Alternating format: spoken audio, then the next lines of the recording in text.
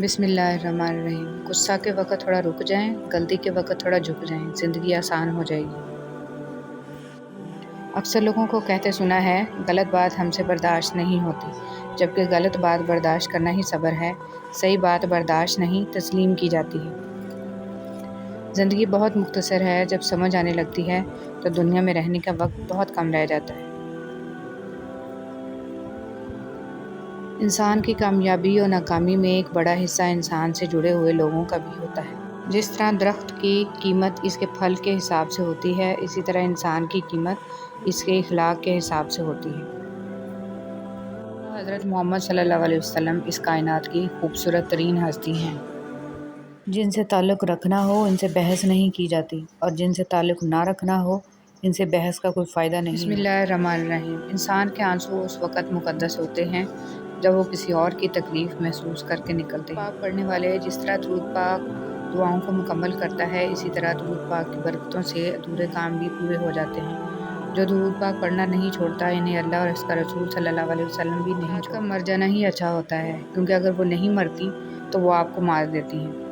رضی اللہ تعالیٰ عنہ نے فرمایا، 3 چیزیں انسان کو اللہ سے دور کرتی ہیں: اپنے عمل کو زیادہ سمجھنا، اپنے گناہوں کو بھول جانا، اور اپنے آپ کو سب سے بہتر سمجھنا۔ نبی کریم صلی اللہ علیہ وسلم نے ارشاد فرمایا، باپ اپنی اولاد کو جو کچھ دے سکتا ہے، اس میں سب سے بہتر عطیہ اولاد کی اچھی تربیت ہے۔ اللہ میری آج کی غلطیوں کو معاف کر دے، مجھے کل کی غلطیوں سے بچا لے، اور مجھے آئندہ ہونے والی غلطیوں سے بچنے کی توفیق عطا فرما، آمین۔ غریب کی مدد یہ سمجھ کر نہ کریں کہ آپ اس کی دنیا سنوار رہے ہیں، یہ سمجھ کے کریں کہ وہ آپ کی آخرت سنوار رہا ہے۔ غم اور پریشانیاں ہر ایک کی زندگی کا حصہ ہیں، بس جس نے اپنی پریشانی پر قدم رکھا وہ جیت گیا، اور جس نے پریشانی کو سر پر سوار کیا وہ ٹوٹ گیا۔ پریشانی آزمائش ہے یا سزا؟ حضرت علی رضی اللہ تعالیٰ عنہ سے کسی نے پوچھا کہ کیسے پتہ چلے گا کہ جو پریشانی یا مصیبت ہم پر آئی ہے وہ اللہ کی طرف سے آزمائش ہے یا ہم پر اللہ کی طرف سے سزا ہے؟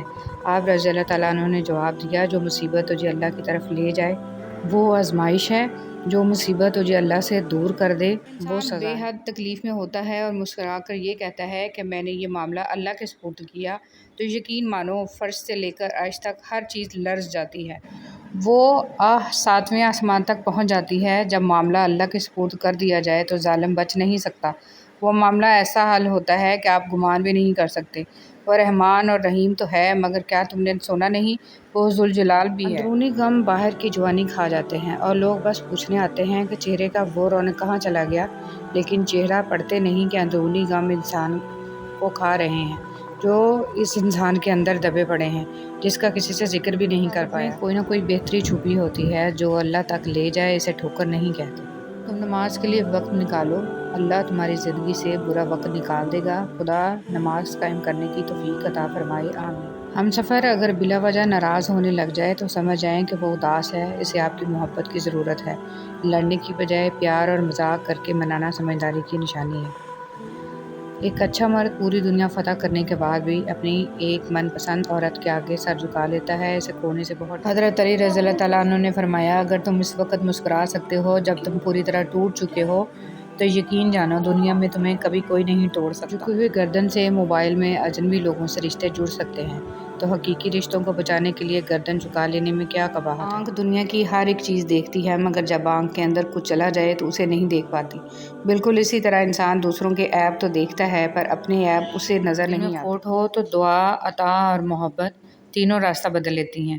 جب بندہ مخلص ہو تو عزت اللہ پاک دیتا ہے۔ اگر معاملہ حقائق کو پیش نظر رکھتے ہوئے حقیقت سے سبق سیکھنے کا ہو تو نصیب والے چونٹی سے بھی سبق سیکھ لیتے ہیں، اور اگر نصیب میں نہ ہو تو کائنات کی تمام کتابیں ردی کے ڈھیر سے زیادہ کچھ بھی نہیں۔ دل میں منافقت رکھ کر زبان کا میٹھا بننا ہمیں نہیں آتا۔ جسے عزت دی دل سے دی، جسے چھوڑا دل سے چھوڑا۔ ہٹلر نے کہا، جنگ محبت سے بہتر ہے، کیونکہ جنگ کے آخر میں تم زندہ رہتے ہو یا مر جاتے ہو، لیکن محبت کے آخر میں تم نہ تو مرتے ہو نہ تمہارے رزق میں سے دوسروں کی ضروریات پوری ہو رہی ہیں تو تم خوش قسمت ہو کہ تمہارا رب تمہارے رزق پا کر رہا ہے۔ مضبوط تو وہ لوگ ہیں جو رونے کے بعد اپنے آپ کو خود سمجھائے، اللہ ہے نا سب ٹھیک ہو جائے۔ میری ماں مجھ کو معاف کرتی رہتی تھی میرے رب کی طرح، یا مالک یوم الدین، تو میری ماں کو معاف فرما، قبر میں بھی اور حشر میں بھی۔ صلی اللہ علیہ وسلم نے ارشاد فرمایا، جنتیوں کی کل 120 صفیں ہوں گی، ان میں سے 80 صفیں صرف میری امت کی ہوں گی۔ رسول صلی اللہ علیہ وسلم نے فرمایا، ہر دن صبح 2 فرشتے اترتے ہیں، ان میں سے ایک دعا کرتے ہوئے کہتا ہے،